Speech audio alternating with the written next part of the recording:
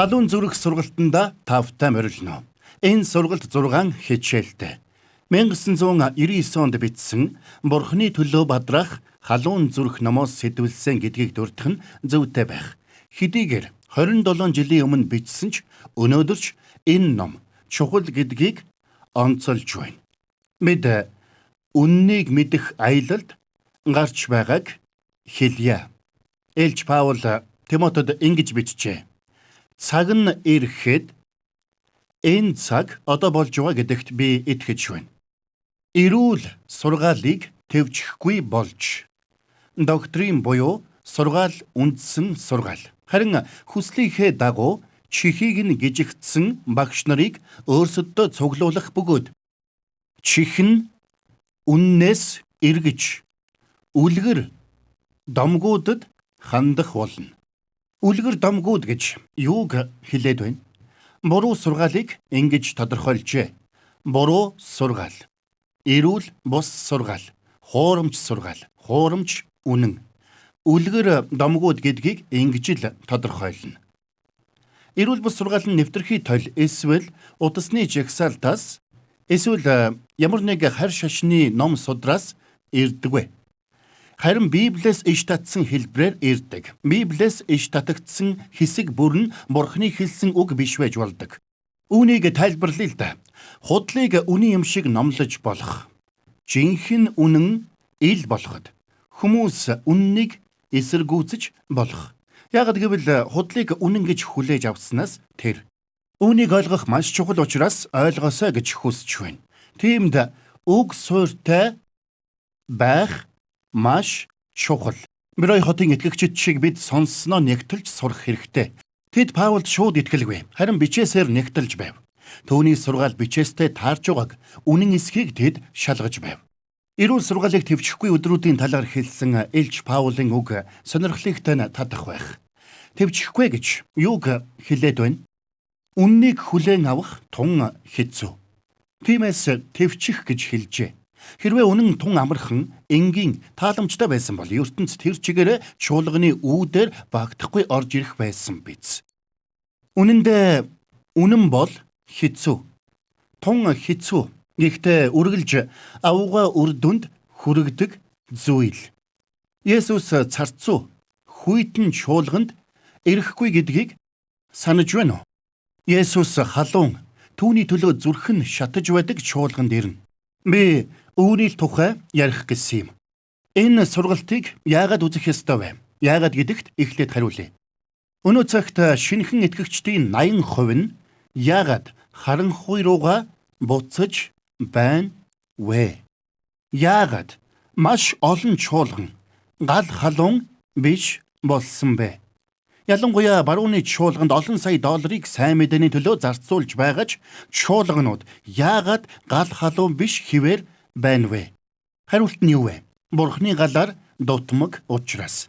Өөр бас хэдэн асуулт асууя. Мосе яагаад амьдралынхаа турш олсон амжилт, таашаал, тансаглал юуны төлөө орхисон бэ? Яагаад тэр тэгв? Иремья, Исаяч мөн адил яагаад тэгв? Бусад иш үзүүлэгчид үннийг ярьсныхаа төлөө хавчигдаж шоронд орж байсан ч яагаад үннийг ярьсаар байв? Яагаад? Анхны чуулган Бурхны үгийг зоригтойгоор ярьсаар байх эр зоригийг хаанаас олж авав? Тэд төлөөсийг нь мэдсээр байж яагаад ингэв? Энэ бүхний хариулт нь Бурхны гал. Иремьяг сонсвол түүний үг шатаж буй гал мэд гэжээ. Энэ сургалтын зорилго бол энэ. Үүний тухай бид ярина. Есүсийг иргэн ирэхэд та бид ухаалаг 5 охины нэг нь байгаасай. Монхог 5 охины тоонд бүү ороосай. Тэд аруула ирж буй сүд залуу болох Месияг хүлээж дэнлүүгээ асаасан байлаа. Тэд бүгд сэрүүн байв. Гэвч хүлээж байх зур биш. Харин эрхийн даваан дээр галгүй болов. Христийн 2 дахь ирэлтээс өмнө гэрэл нь бөхөв. Тийм учраас энэ маш чухал сургаал. Бурхны галыг зүрхэндээ бадраахыг хүсч байвал одоо эхлэе. Эхнээс нь би нэг зүйлийг маш тодорхой болгохыг хүсэж байна. Бурхны хүсэл бол бидэн дээр айлчлах биш. Харин бидний дунд оршин суух юм. Бурхны айлчлал бидэнд хэрэгтэй байна гэж зарим хүн ярьдаг л да. Айлчлах биш, оршин суухыг Бурхан хүсдэг. Бурхны оршин суудаг хүн болохыг л би хүсэж байна. Шинэ гэрээнд өгсөн Бурхны авууга амлалтуудын нэг бол үүний талаар хүмүүс байнга ярьдаг үед би гайхдаг. Үнэн дээр бол маш чухал ойлголт. 2-р Коринтын 6-р бүлэгт Элч Паул ингэж бичжээ. Египтээс чөлөөлөгдсөн Израилийн хүүхдүүдэд Бурхны хэлсэн үгийг тэр иш татсан байдаг. Бурхан Элч Паулаар би тэгэх болно гэдгээ хэлж байна. Би тэдний дотор оршин, би тэдний дунд алхах нь, би тэдний Бурхан болно, тэд миний ард түмэн болно. Паул үүнтэй агаар нэг санаагаар Эфесийн чуулганд энхүү захижээ. Айлчлах төдий биш. Харин Бурхны орших газар болохоор байгуулагдаж гэжээ. Сүнс дотор Бурхны орших газар. Эфес 2:22. Хүчтэй, маш хүчтэй амлалт байгаа биз? Далайг алгандаа химжиж, тэнгэрийг төөлж тооцоолсон. Тэдгээрт нэр өгч, газрын тоосыг химжүүрт багтааж, уулсыг жинлүүрээр, толгодыг хостэнсээр жинэлсэн хязгааргүй хүчит Бурхан би чиний дотор оршин гэж хэлж байна. Оо Бурхан минь, таны хүслийн цар амлалтын жинг та төсөөлж байна уу? Гэхдээ Бурханы амлалт бүр болцолтойг санаарай. Бурхан миний дотор, бидний дотор оршин суухын тулд бид ямар шаардлага хангасан байх ёстой вэ? Хэдхэн ишлэлийн өмнө 2-р Коринтын 6:17-д ингэж хэлжээ. Тиймээс тэдний дундаас гарч тусгаар бай гэж эзэн айлддаг. Бузар юмд бүүхүр би та нарыг хүлээн авч тэдний дундаас гарч тусгаар бай гэж хэний тухай яриад байна? Энэ бол ертөнц, зөвхт бус, хуйлгүй, итгэгч биш хүний хүсдэг амьдрдаг нийгмийн систем. Тэдний дундаас гарвал хүлээн авна гэжээ. Өөрөөр хэлбэл тэдний дундаас гарвал хүлээн авна. Гарахгүй бол хүлээн авахгүй гэжээ. Сонсож гинөө? Гимшиж залбирсан ч бай. 7 хоног бүр чуулганд явдагч бай. Библи судлалд байн оролцдогч бай хамаагүй. Хэрвээ зөвхт бус, хуйлгүй, итгэгч биш хүний хүсдэг амьдрдаг нийгмийн системээс гараагүй л бол Бурхан хүлээн авахгүй гэжээ. Гэхдээ би чамайг хүлээн авахыг хүсэж байна гэж Бурхан хүсдэг. Тиймд тэдний дундаас гарвал тэр биднийг хүлээн авна. Англи хэл дээрх мессеж орчуулгад би тэдний дунд амьдрна. Тэдний дунд нүүж сууршин гэжээ. Ямар гоё хэлээвэ. Би тэдний Бурхан. Тэд миний хүмүүс болно. Тиймд сайнны төлөө бузар булайг хай гэж Бурхан хэлжээ. Та нарыг бохирдуулагчтай бүү сүлбэлд. Би та нарыг бүгдийг нь өөрийнх болгохыг хүсэж байна. Цэвэр усанд ямар нэг бодис хийвэл тэр бохирдно. Тийм усыг уухын аргагүй болно. Бохирдуулагчтай бүү сүлбэлд гэж Бурхан хэлжээ. Тэгэд эцэст нь би та нарыг бүгдийг нь өөрийнх болгохыг хүсэж байна гэсэн байна. Яаков загталда 4:4-т ингэж бичжээ. ертөнцтэй найзлах нь Бурхны эсрэг дайсагнал. Дахин хэлье. ертөнцтэй найзлах нь Бурхны эсрэг дайсагнал. Та бид ертөнцөөс тусгаарлагдах ёстой. Хорвоотой ходий хэм боловч өөрийгөө Бурхны дайсан болгож байгаа юм гэжээ. Бурхан биш, бид өөрөө өөрсдийгөө Бурхны дайсан болгож байгаа хэрэг юм. Энэ бол шинэ гэрээний хувилбар. Таны амьдралын зорилго юу вэ? Бурхантай нөхөрлөх үү? Эсвэл ертөнцтэй нөхөрлөх үү? Өөрийн зорилгын тухай өөрөөсөө та асуух хэрэгтэй байх.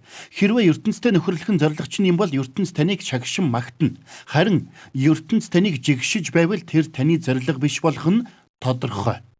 Та Бурхны найз болохыг хүсч байвал Бурхны үгийг, үнэн үгийг сонсоход анхаарах хэрэгтэй. Учир нь үнэн таныг чөлөөлж түүний оршихуйд байх жинхэнэ баяр хөөргийг өгнө. Тэгвэл дараагийн ишлэл юу вэ? Олон хүн чухал холбоосыг орхигдуулдаг. Бурхан би чиний дотор оршиж, та нарын дотор алхна. Би та нарын Бурхан, та нар миний хүмүүс болно гэж. Тэднээс гарч тусгаарлагд. Би та нарыг хүлээн авна. Би эцэг чинь, та нар миний охид хөвгүүд болно. Дараагийн чухал ишлэл 7-р бүлэгт гарна. Олон хүн энэ холбоосыг орхигдуулдаг. Дараагийн ишлэл эдгээр амлалт байгаа тул гэж эхэлж байгаа. Би өөрөө зохиолч хүн. 25 ном бичсэн хүний хувьд ямар ч номынхон бүлгийг эдгээр амлалт байгаа тул гэж эхлүүлэхгүй. Учир нь бодлын үргэлжлэлийг л ингэж бичдэг. Ямар амлалтуудын тухай энд яриад байна вэ? Төгс хүчит бурхан, би тэдний дотор оршино, би тэдний дунд алхана, би тэдний бурхан болно, тэд миний ард түмэн болно гэсэн. Та нар миний хөвгүүд охид болно, хайртууд минь эдгээр амлалт байгаа тул бид өөрсдийгөө одоо сайн сонсоорой. Бүхэл бохироос цэвэрлэе. Заримаас нь биш, 99% биш. Мах бодын ба сүнсний бүхэл бохироос цэвэрлэе. Цааш нь ингэхдээ Бурханаас имэж ариун чанарыг төгс болгоё гэж өөрсдийгөө цэвэрлэл гэдгийг анхаараарай. Messenger X-ийг танилцуулж байна. Шинэ материал, видео хичээл үзэх аппликейшн. John Liza Bibлийн бүтээсэн дагалдагч бэлтгэх цахим сан. Видео хичээл, сонсдог ном, цахим ном, богино кино, Библи болон бусад материал. Бүхэл төрлийн төхөөрөмжөөр 130 гаруй хэлээр үнэгүй хэрэглэх аппликейшн. Хаасайгүй бүх хүнийг дагалдагч болгоё. Messenger X.com болон аппликейшнийг татж аваарай. Есүсийн цус чамайг цэвэрлэн гэж хэлээг. Хүүе, юу гэнэ Жон? Есүсийн цус бидний бүх бузар булайг цэвэрлэхгүй гэж заагаад байна уу? Ингэж асуух байх. Үгүй дээ, үгүй. Зөвтгөлийн ажлыг ариусгалын ажилтай бүү холиос. Энэ хоёрт их том ялгаа байдгийг л хэлэх гэсэн юм. Хоёр том ялгаатай ойлголт. Ингээнээр хэлвэл зөвтгөл нь Есүс Христ бидний төлөө амиа зориулах мөчөд бидний төлөө хийсэн зүйлийг хэлж байна. Тэрхэн мөчөд Есүс амьдралын минь эзэн болж өнгөрсөн бүх нүглийг уучлсан юм. Өнгөрсөн бүх нүглийн өрийг цуцалж цаснаас цагаан болгосон мөч бол зөвтгөл. Зөвтгөгдсөн мөч бол авралын эхлэл. Тэр мөчөөс бидний хувьд ариусгалын ажил эхэлдэг. Ариусгал бол үйл явц шаарддаг. Бидний уучлагдсан нүглээс бид өөрсдөө гарах үйл явц юм. Ариусгал буюу ариун байдлыг мөшгөж байгаа хүний хувьд Есүс нүглээс нь аварсан, нүглийн татах хүчийг хугалсан. Бурханаас имэж ариун байдлыг мөшгөж байгаа хүн аялалд гарсан хүн шиг юм. Есүстэй адил болох аялалд гарсан хүн. Бурхан нэгүслийн хүчээ өгсөн учраас та бид Есүстэй адил болж чадна. Бидний зүгээс хийх ажил байгааг одоо та ойлгож байгаа байх. Бурханы үгэнд дуулууртай байж бидний дотор байгаа хүчинд найдах нь бидний ажил. Бид махан биетэй бас сүнстэй гэдгийг Илч Паул тодорхой хэлсэн байдаг. Итгэгч хүнийхээ хувьд бид дахин төрсөн сүнснийхээ хүслийг дагаж Бурханы дүр төрхтэй хүн болох уу? Аль эсвэл махан биеийн хүслээ дагаж ертөнцийн хүн болох уу гэдгээ сонгох ёстой болно. ертөнцийн хувьд махан биеэн дагаж байгаа хүнтэй зөрчилдөх юм байхгүй. Учир нь сүнсээр үхмэл. Харин дахин төрсөн сүнстэй итгэх чатлаа. Махан биеийн хүслээ дагах гэвэл тэнд зөрчилдөөн үүснэ. Тэд бол хамгийн өрөвдөлтэй хүмүүс, үнэхээр өрөвдөлтэй. Нүгэлтхэн нүглээ үйлдэх нь тэдний хувьд хийтгэл зүйл нь. Тэдэнд ямар ч зөрчилдөөн байхгүй. Махан биеийн хүслээ дагаж байгаа итгэгч бол махан биеийн хүслээс өөрийгөө цэвэрлээгүй зөрчилдөөн дунд байгаа хүн. Бодол санаа, сэтгэл зүрхэндээ байнга дайнтай яваа хүн. Учир нь тэд байх ёстой нөлөөлөлдөө амьдраагүй яваа хүмүүс. Аврагдахаас өмнө хийх ямар ч боломжгүй байсан зүйлийг Бурханы үг ба ариун сүнс хийж чадах чадвар өгсөн байдаг. Болмоор байгаа зүйлээс татгалзах, их нэртэй муухай хандхаа болох, хүүхдүүдэд ч хатуу ширүүн хандхаа зогсоох, порно үзэхээ зогсоох гэх мэт олон зүйлээс татгалзах хүчийг Бурхан танд өгсөн. Тиймээс Эфес 3:20 эдүүгээ дотор маань ажилдаг хүчний дагуу гуйх буюу бодох бүхнээс минь илүү хэмжээлшгүй бэлхлаар үйлдэх чадвартай түүнд гэж дотор маань ажилдаг хүчний дагуу таны дотор хүч байгаа. Шашин болохоор бид бол нэгүслэр л аврагдсан нүгэлтнүүд. Бид чинь бие мах бодтой хүмүүс болохоор хаяа махан биеийн хүслээ дагахаас аргагүй юм гэх. Үгүй. Илч Паул ертөнц миний хувьд цовдлогдсон. Би ч ертөнцийн хувьд цовдлогдсон юм гэж хэлсэн. Христ Есүс тамаатай хүмүүс өөрсдийн мах бодыг бузрах хүсэл тачаалынх нь хамт загалмайд цовдлсон гэж бас хэлсэн. Хэрв хэн нэг нь миний араас явахыг хүсвэл өөрийгөө үгүйсгэж загалмайгаа өөрөн намайг дагах гэж Есүс хэлсэн. Махан биеийн хүслээ цовдолж түүний замаар даг гэжээ. Хэрвээ та үүнийг бичээсийн дагуу хийвэл зүрхэнд чинь оч үсэрч сэтгэл зүрх чинь гал халуунаар дүрлэлцэн. Дуулууртай байдлыг сонгох бүр дуулууртай байдал танд амархан болно. Харин нүгэл үйлдсээр байвал нүглийн боол болно. Тиймд анхааралтай байна уу? Паулийн хэлэх гээд байгаа санааг ойлгохын тулд "Ми та нарын дунд оршиж, та нарын дунд алхана" гэж анх хаан хизээ энэ үгийг Бурхан хэлснийг харуул ойлгоно. Энэ ишлэлийг олонтаа унших бүрд сонирхолтой санагддаг. Ард нь юу болсныг бид ойлгохгүй бол энэ ишлэл хүмүүст ямар чухлыг бид ойлгохгүй. Бидний дунд Бурхан оршиж амьдрна гэдэг цэгт хүрэхийн тулд Бурхан хэдэн мянган жилийн түүхийг бүтээх шаардлагатай байсан юм. Ямар нэг кино үзэхдээ үүнийг зөвөрлүүлээ л дээ. Жаахан хөвгүүн байхад минь West Side Story гэдэг кино их алдартай байсныг санджглаа. Хоёр залуу биедээ дурлсан ч тэд хоорондоо таарч тохирохгүй гэр бүлд төрчихөж. Тэдний дурлалд гэр бүлүүд нь дургуйтсан киноны төгсгөлд залууд залгүй явдал тохиолдож байгаагаар төгсдөг шиг санаж байна. Тэр кинонд автаагүй л дээ. 8-та жаахан хүүхэд байсан юм чинь. Юун тэр кино хамаг анхаарал спорттол байлаа. Тэр үед хараахан аврагдаагүй байсан үе. Би чинь 6 хүүхэдтэй айлын хүү. Би нэг юм хизээч мартахгүй байх. Дээд өрөөнд гэрийн даалгавар чөлөө нэг юм хийж угаад зочны өрөөнд зурагт үздэг өрөөнд орж ирэв. Дээр үеийн зурагт гэж жижиг юм байв. Эгч, ээж, аав бүгдээрээ л зурагтаа тойроод суучихсан. Өнөөх киног үзэж байв. Киноны төгсгөлийн 15 минут л байсан байх. Тэд аль хэдийнэ цаг 40 минут кино үзчихсэн. Харин миний хувьд киноны талаар ямар ч ойлголтгүй байв. Өрөөнд орж ирэхэд киноны хамгийн оргил хэсэг таарсан юм. Үххийнхээ өмнө өнөөх жүжигчин нэг юм хэлсэн. Юу хэлснийг нь би санахгүй л та. Гэтэл гинэд ихч нэвширтлээ уйлв. Аавч тэнд гонигтай царайлаад л. Ээж бас нулимс дуслуулаад л. Юу болоод байгаа юм бэ гэж би бодов. Энэ оргил мөчийг мэдрэхийн тулд киноны цаг 45 минутыг үзэх хэрэгтэй байж л дээ. 2-р Коринт 6-р бүлгийг уншихдаа энэ оргил цэгт хүрэхийн тулд Бурхан хэдэн мянган жил зарцуулсныг хүмүүс ойлгоогүй байдаг. Тиймдээч энэ ямар чухал үг болохыг хүмүүс үнэлдэггүй. Үүнийг ойлгохын тулд буцаад гитлэл ном руу очие. Бурхны хүмүүс болох Израилийн хүүхдүүд Египтэд боолчлогдож байсныг бид ойлгох хэрэгтэй. Тэнд боолчлогдож байсан.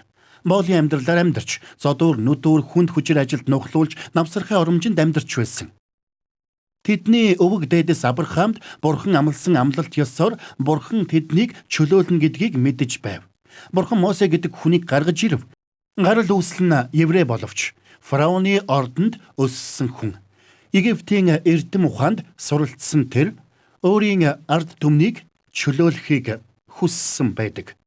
Бурхан зүрхийг нь хөдлөсөн ч тэр хүний аргаар асуудлыг шийдэх гээд буруу зүйл хийдэг. Тэгээд амиа аврахаар цүл рүү зугтаасан юм. Цүлд тэр 40 жил нуугдаж харин Бурхан түүнд өөрийгөө тэнд илчилсэн байдаг. Гал дүрлзэж буй бутан дундаас Бурхан Мосетой ярив. Бутанд гал дүрлзэж байсан боловч бут шатахгүй байв. Бурхан түүнд "Би чамайг фараон руу илгээж чамаар өөрийн ард түмэн болох Израилийн хөвгүүдийг Египтээс авчруулъя" гэдэг. Тэгэд Мосе буцаж очиод фараонд "Миний хүмүүсийг явуул" гэж хэлэхэд фараон зөрүүдэлдэг. Бурхан 10 гай гамшигын тэмдэг үзүүлдэг. Египтчүүдийн хувьд гай гамшигын, харин Израильчүүдийн хувьд гайхамшигын тэмдэг байдаг. 10 дахь тэмдэг үзүүлэхэд Египтийн бүх ууган хүүхэд өгөхэд л фараон "Яв, зайлж үз" гэдэг. Ийхүү Египтийн 400 жилийн дарлал эцэслэж Мосе тэднийг чөлөөлөв.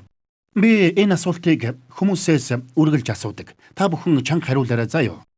Мосе Египтээс Израильчүүдийг гаргаад хааш нь аваачсан бэ? Хаашаа? Энэ асуултанд олон хүмүүс юу гэж хариулдаг гэж? Амлагдсан газар. Үгүй дээ, үгүй. Фараонд Мосе 7 удаа юу гэж хэлсэн бэ? "Миний ард түмнийг явуул. Тэд цүлд надад үйлчлэнэ" гэж эзэн хэлсэн гэдэг шүү дээ. Мосе Израильчүүдийг амлагчтай нь уулзуулалгүй. Яагаад Египтээс амлагдсан газар руу тэднийг дагуулж явна гэж? Гайхалтай ялгааг харж гинөө. Израильчүүдийг харуул. Тэд Египтэд дарлуулсан тийм үү? Тэдний тухай яриулж их юм бэ. Тэд хүүхдүүдээ тэнд алдсан. Боолын эцдийн хатуу ширүүн ташуурт нуруугаа авахулсан, өөр үндэстний өвийн төлөө бүх насаараа хөдөлмөрлсөн. Тэд Египтээс чөлөөлөгдсөн. Гэтэл тооллого номдэр тэдний байнга хэлдэг нэг үг гарна. "Буцаад Египт рүү явъя. Тэнд бид арай дээр байж" гэж. Харин Мосе харъя. Тухайн үеийнхэн хамгийн сайхан орд харшид амьдарч хүссэн бүхэн түүнд байсан. Түүний өвөө нь фараон хаан байв. Тэр хүссэн үедээ төрийн том найр, том спорт өдөрлөгч зохиож болно. Өнөөдрийнхөр бол түүнд хүссэн бүхий л ухаалаг төхөөрөмж байсан. Хүсч болох унаа тэрэг бүх юм түүнд байсан. Тийм үү? Тансаг Египтээс гарсан Мосе хизээж "Буцаад Египт рүү явъя. Тэнд би арай дээр байж" гэж хэлээгүй юм. Харин сүлд байх нь тэнд байснаас илүү гэж тэр үзсэн. Яагаад Мосе Египтийг хүссэн санагалзаагүй юм бол дүрлэлзэн буй бут дотроос ярьсан бурхантай уулзсан цагаас тэр мөнхөд өөр хүн болсон юм. Дүрлэлзэн буй бут дотроос ярьсан бурхантай Израильчууд уулзаж түүн шиг өөрчлөгдөөсэй гэж хүссэн юм. Тэгээд дүрлэлзсэн бут байсан тэр газарт буюу Синай уулан дээр Мосе тэднийг авчирсан байдаг. Сар орчим тэд тийшээ явж очсон байх. Тэнд 3 сая орчим Израильчууд очсон байдаг. Мосе бурхантай хөвчлэн уулзахаар уулууд гарав. Үнэхээр гайхамшигтай. Би гэтэл 19-р бүлгийн 3-4-р ишлэлийг уншия. Мосе бурханд өгсөж очсонд яа харахгүй хувийн уулзалт байгаа биз? Эзэн түүнийг уулнаас дуудан чи Яаковын гэрд Израилийн хөвгүүдэд ингэж хэл.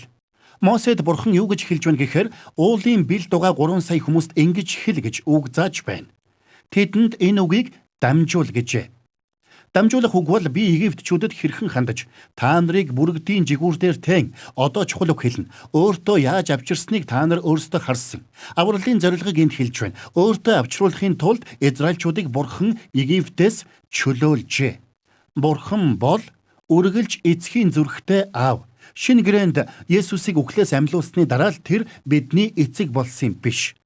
Бурхан үргэлж эцгийн зүрхээр өөрийн хүүхдүүд шигэ бидэнд ханддаг. Бурхан тэдэнд үнэхээр баярлаж байсан.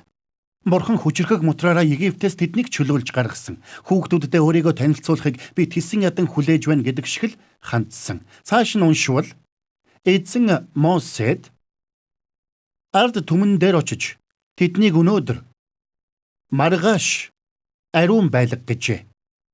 Энэ их чухал мэдээлэл шүү. Анхаараарай. Хувцсыг нь угаалган тэднийг 3 дахь өдөрт бэлтэг. Учир нь 3 дахь өдөрт эзэн бүх ард түмний нүдний өмнө Синай уулан дээр бууж ирнэ. Энэ ишлэлд маш их юм хэлжээ. Юуны өмнө хүмүүст очиод өөрсдийгөө ариун байлга гэжээ. Ариун байлга гэж юу гэсэн утгатай юм бэ? Ариусгал гэдгийн өөр нэг үг нь. Ариун байдал гэдэг нь үг, тусгаарлагт гэсэн үг. Бурхан бол ариун бурхан.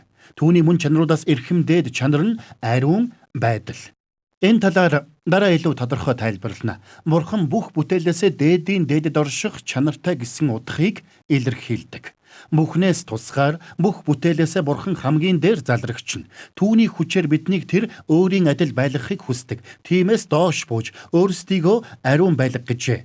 Тэгвэл яаж ариун байх вэ? Тэр бас ард түмэн дээр очиж тэднийг өнөөдөр маргааш ариун байлга гэжээ. Тэр нь 2 өдөр болж байна. Хэсэг азнаар Илч Петрийн хэлсэн нэг үгийг санацгаая. Тэр эзний хувьд 1 өдөр нь 1000 жил мэт, 1000 жил нь 1 өдөр мэт гэсэн байдаг. Өөрөөр хэлбэл бурхны 1 өдөр нь бидний 1000 жил. 2 дугаар Петр 3-ын 8 дугаар ишлэлд ингэж хэлжээ. Петрийн хэлэх гэсэн санаа юу байв? Бурхны хувьд 1 өдөр нь бидний 1000 жил. Есүс амьлснаас хойш хэр хугацаа өнгөрлөө? 2000 жил. 2 өдөр л гэсэн үг. Өнгөрсөн 2000 жилд бидний хариуцлага юу байв? Өөрсдийгөө ариун байлгаж түүнийг ирэхэд тусгаарлагдсан байх. Учир нь Есүс ирэхдээ чуулганыг ямар байх ёстой талаар маш тодорхой дүрсэлсэн байдаг. Ямар ч толгой бүрчлээсгүй эсвэл алив ийм юмгүй харин ариун гимзэмгүй гэж. Тэгвэл Израильд бурхан юу гэж хэлж байна вэ? Бурхан төгсгөлийг нь мэдэж байгаа учраас ирээдүг зөвгнөн хэлжээ. Есүс чуулганд хандаж та нарт 2000 жил байна. Миний үгийн дагуу байж өөрсдийгөө тусгаарлал ертөнцөөс гарч миний ариун сүйт бүсгүй болж над руу ир. Миний сүт бүсгүй гэсэн атлаа ертөнцтэй унтаж хэвддэг охин дээр биш харин ариун сүт бүсгүй дээр би очно гэжээ. Нэг удаа гэмшлийн залбирал хийснээр та ариун сүт бүсгүй болохгүй гэдгээ ойлго. Бүү эндүр.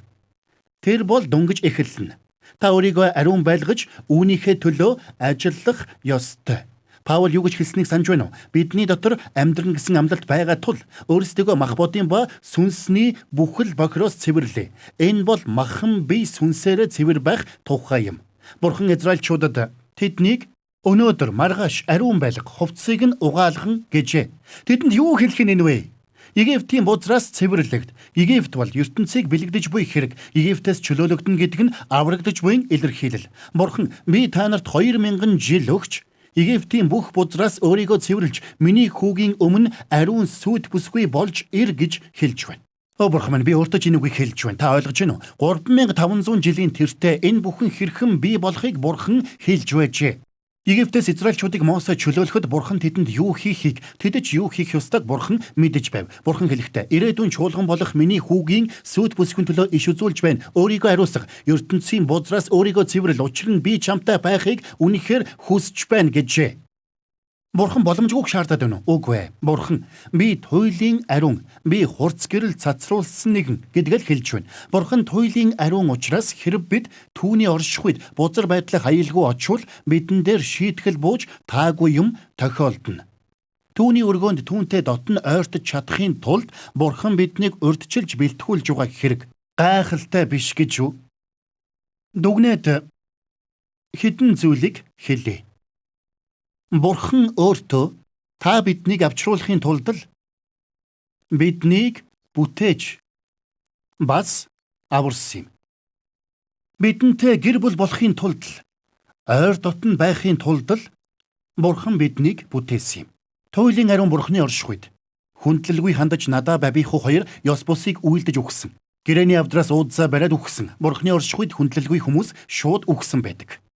Анания Сафир хоёрыг санаж гинөө. Тэд ариун Бурханы оршихуйд хүндлэлгүй ариун бус байдлаар ертөнцтэй сүлбэгдсээр ирсэн.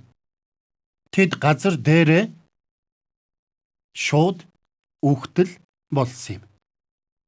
Бурхан ариун алдраар ирдэг учраас биднийг бэлтгүүлдэг.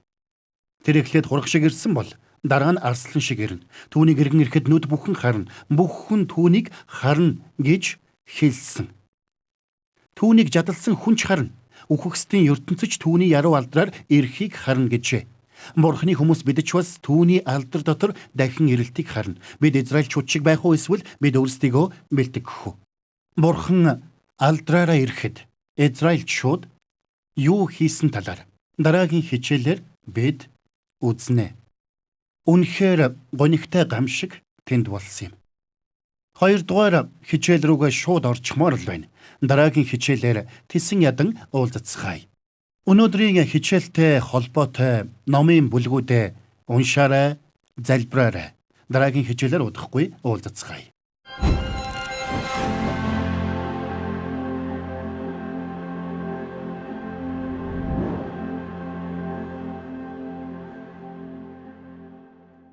Messenger X-ийг танилцуулж байна. Шинэ материал, видео хичээл үзэх аппликейшн. Джон Лиза Библийн бүтээсэн дагалдагч бэлтгэх цахим сан. Видео хичээл, сонсдог ном, цахим ном, богино кино, Библи болон бусад материал. Бүхэл төрлийн төхөөрөмжөөр 130 гаруй хэлээр үнэгүй хэрэглэх аппликейшн. Хаасайгүй бүх хүнийг дагалдагч болгоё. Messenger X.com болон аппликейшнийг татж аваарай.